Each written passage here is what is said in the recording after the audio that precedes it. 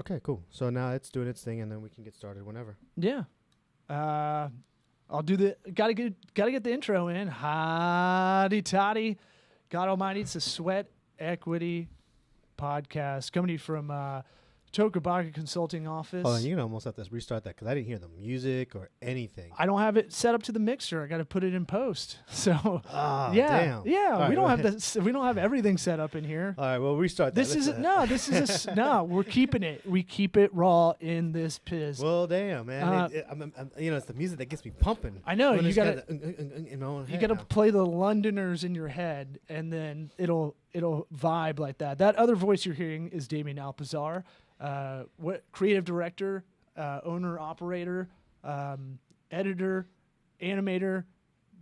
What? Just keep going. How Just many keep going. designer, girthy. Yeah, this is what happens when you're like a small business, and even though I have a partner, it's like we split hats, but at the same token, you're like, I mean, how many hats do you have? A lot, way too many. And I've got a big head, so it's like I got to get custom hats. Wow. Those new eras. We are still talking. We're not. We moved on to Look at this forehead. We're on the Mevo camera right now, so it's like that's why this is a little bit different than normal. But this forehead, Peyton Manning's like, damn, bitch, that's a big forehead. Target. Yeah, I'm fine with it. Yeah, that's cool. Hey, people say that back in the day that would have been an indication of how intelligent you are. What is that, like phrenology or something like that? Yeah. Something like that. I don't know, but I was like, hey, yeah, dude, it's coming down out there. We're in Florida, so this happens. Yeah, but I would have always thought that they had the big hands, the big heads, the big everything. I always just felt really bad for Andre the Giant. Yeah. He must have been a genius. I mean, he only had one sling on his leotard too. That was rough. I couldn't even get two over his shoulders. So we were just doing like a kind of a post client meeting. Yep. And we've been meaning to get on Sweat Equity talking about a couple of things. So we're doing these mini episodes, and this one, since we just came off the heels of a lot of video, digital advertising kind of conversation, we're just like, let's knock one out. We both got to go at a couple minutes, but we got some stuff we wanted to talk about, and might as well just do it this way in increments instead of trying to do a longer hour. Right. But I don't know where to start, because we wanted to talk specifically more in the car dealership world because it annoys us. It does. And there's a lot of good things that the major car brands do. But, man, when it gets down to your local dealerships, it just kind of falls. Either they do it really well or they do it really bad. And there doesn't seem to be an in-between.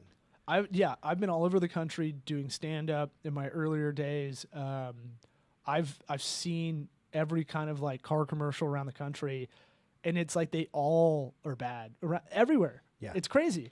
And so you and I look at that and we're like, this doesn't have to be that bad. Yeah. That's what I feel like. That's a lot of the inertia you and I both carry for our mini hats of jobs, but our hat rack of jobs. Yeah. Yeah, I like that. I like that. It's good on the fly. But it's that thing where I see a commercial where it's like, I know this dealership got ripped off by a really derivative creative company, video production company that doesn't really value creative. Right. And I'm not against like sending old school mailers that have gimmicky. I think those work too. So I feel like a lot of people, when they hear this conversation, if they're part of a dealership or something, because I'm going to target this video to you guys just to show you how this works. We got to get this off our chest. We got to get it to them. But it's that thing of like, man, I get the repetitiveness, I get all that, but we were laughing about like, can these be like serialized a little bit or targeted towards an audience a little bit better? Like, just because you're local doesn't mean it has to. Well, what ends up happening is that, I mean, I don't know, somewhere along the line in the history of car dealership commercials, someone thought that the loud and obnoxious type of commercial style was the way to go, and they started doing that, and the world has moved on, and the dealerships in general haven't, and unfortunately, most local dealerships have to deal with the troubles of it's a highly competitive market. So they're trying to get noticed. Yep. And in that attempt to get noticed, they either go outlandish or they do things that really doesn't, A, build their brand, and B, get people onto the lot. Yes, people recognize the loud, obnoxious commercial here or there because it's like it's been beaten to their heads. But is it really causing is it causing the engagement that they're trying to get from their target? And that's where we sit there and we thump our heads going, man, you paid all this money to make noise. It's really what you're doing. Is you're making noise. Right. How much of your brand and message is actually getting across? And is it really targeting the people that you're trying to target? But you're really making a lot of noise.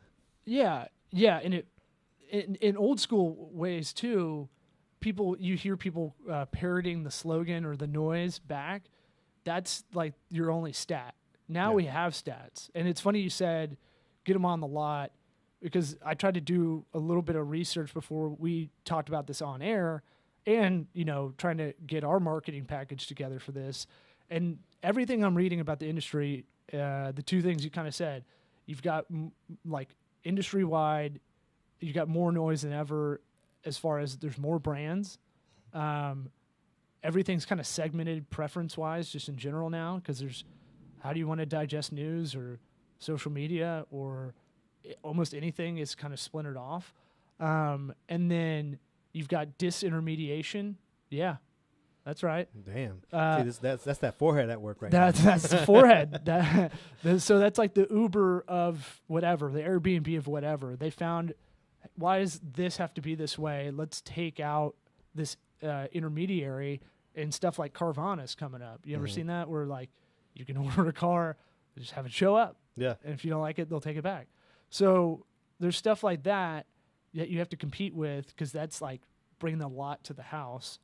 All right. And then you've got the strategy used to be internet leads, just get as many as you can, right, and make that funnel really wide at the top. Yeah, and they did that with the flyers and spending all the money on thousands of mail outs to hopefully, pull in a few. So like everything now is more about, everything I read in the research I did on the digital marketing side is quality over quantity. You want a quality person to step foot on the lot. So anything advertising wise we talk about is like, get them through the doorway. That's your threshold. The rest is on you. Right. We're going to try to bring quality leads in. So here's some stats. Ready? 40% of walk-in customers buy that same day if they're a quality lead. And 70% do so within 72 hours. Wow. Yeah. They're ready to buy because they've done the research. So cars.com says 43% of shoppers don't contact a dealership before they visit one. So that means your digital lot, your website, needs to be fast for mobile. It has to load in under 3 seconds. So nerd stuff like that you need. But you also need to lead the right person there. We can target by income, by brand. If they have the current brand, they want to buy another brand. Some people are more likely, and the better the car gets, the more likely you are to be brand loyal. Right. So there's cool shit like that. And then transparency.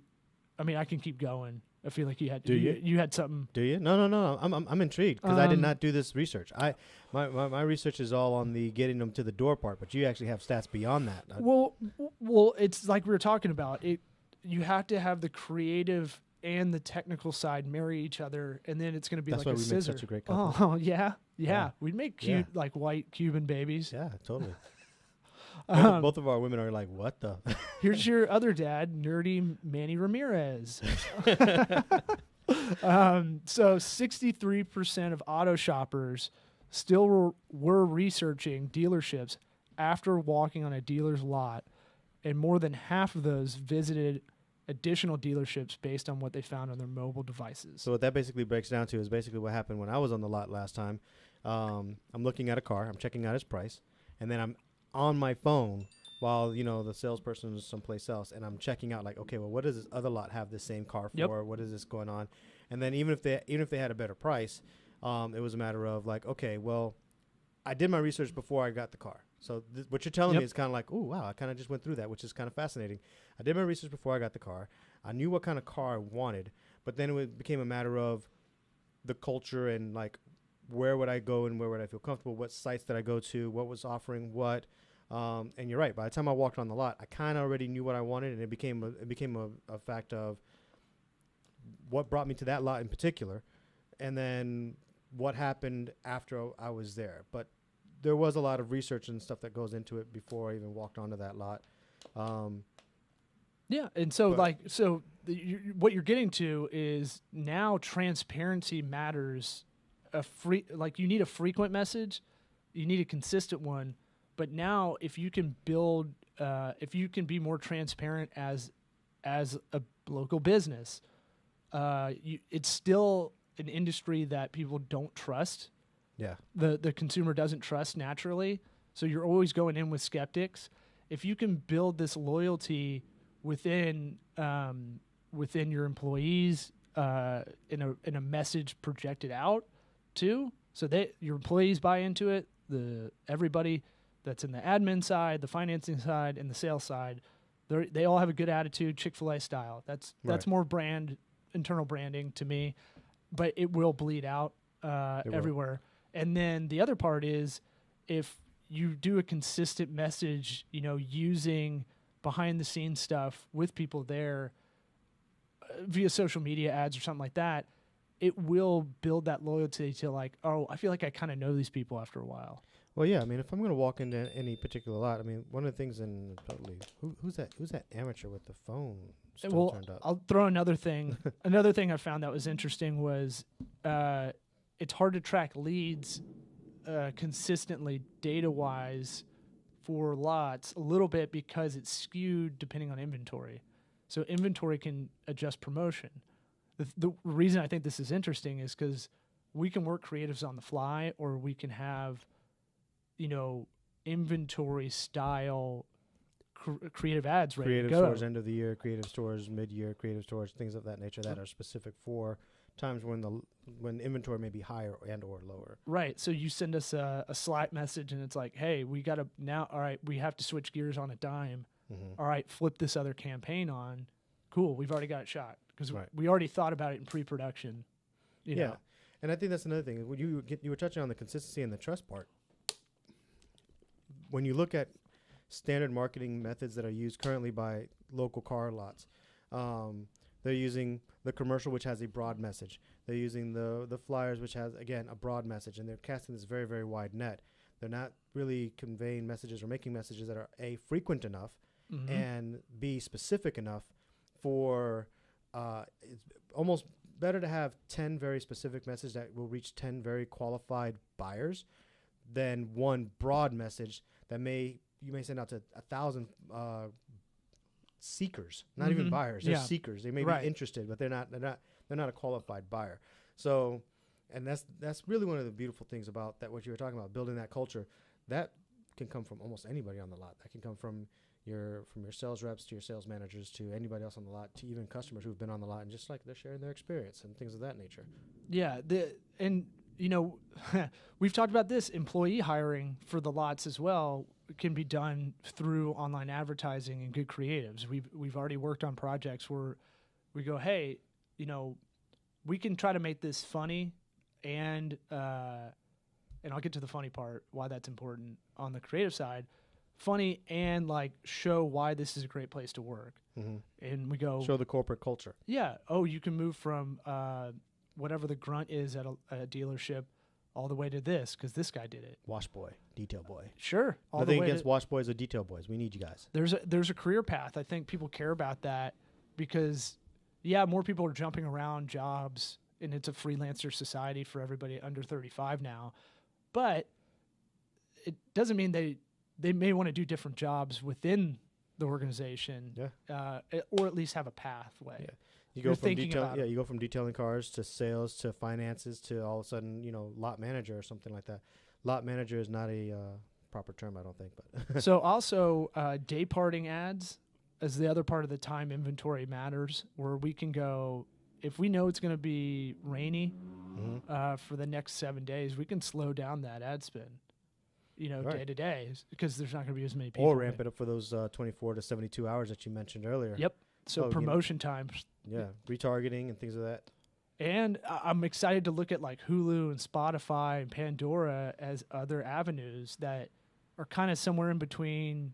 Someone's checking out a Fast and the Furious on Hulu or Amazon, and boom. Well, you have to get the frequency of that consistent message across like 8 different platforms, and that's across of devices now. So the way people digest stuff is totally different. But if you have, how many people do you think are on?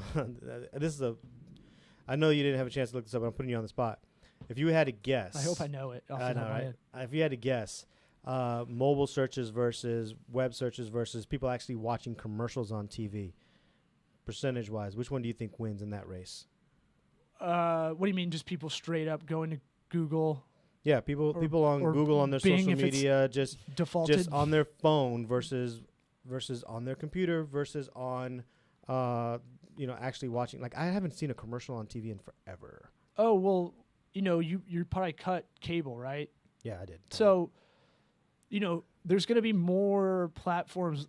I bring Hulu up because it's interesting. It's the hard part about like cable advertising is you usually have to do the metro area or like a city, and you don't really get reliable stats back. The reason Hulu's interesting is because like a lot of people can get the discounted version of Hulu, but I can do it by zip code, and I could tell this before I even looked it up that the political ads, when those were going around, when Daddy Trump won, that I've never called him that, but you could tell they're segmenting it per area, and I could tell when I was going to other people's houses and stuff, and we're watching something. So, to answer your question, mobile search versus desktop search, I can give you that. It's going to be about 70% of your traffic now.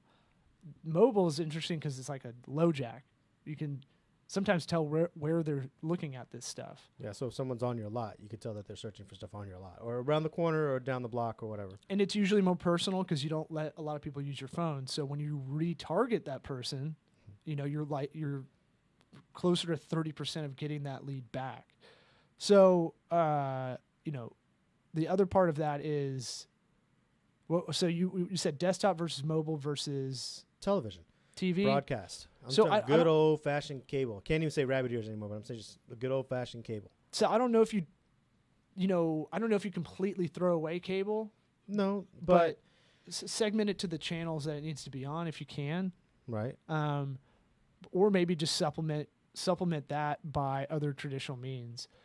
So, it kind of goes by, are we going target audience? Because if we're going 35 and under target audience, you're a used car lot, or you're a place that sells like, all right, if you're selling a lot of like Honda Civics, I feel like that was the chick car. Right. For like every chick I knew had one at some point.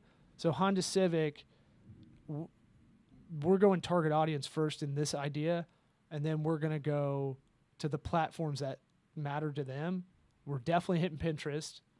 I want some Pinterest ads all over that spot. Instagram as well, because those are the lifestyle platforms. And then that would be that it's either like, do you go campaign first and then figure it out? Do you go objective, which is a promotion, overall promotion, or do you just try to segment a target audience? That's kind of why this takes me a minute to kind of like explain. Well, yeah. Well, I mean, those are 3 approaches to the same thing. Yeah. I think all 3 of them are probably because of that. Because we can look at it. We can look at our product, which is a Civic in this particular case. We can look at our product. We can look at our demographic, and then we can immediately identify some of the platforms that we want to hit them on, and then make the creative seem far more specific, far more targeted. Yeah. To then qualify our audience. Yep. So that way when they're on our lot, at our door, they are then, hey, you are the demo, you're the right person, I've got the car, here you are. Now everything is up to the person on the lot, of course, but we've got them there because we were in the right place with the right demo And on their platform, in their phones, and it's an easier sell if you have everything listed online, up to date, Mm-hmm. and you post. That's good organic content, is posting what's available, what just came on the lot. That kind of stuff is great too, as like social media fodder. But the funny part I wanted to get back to is if we can make them witty.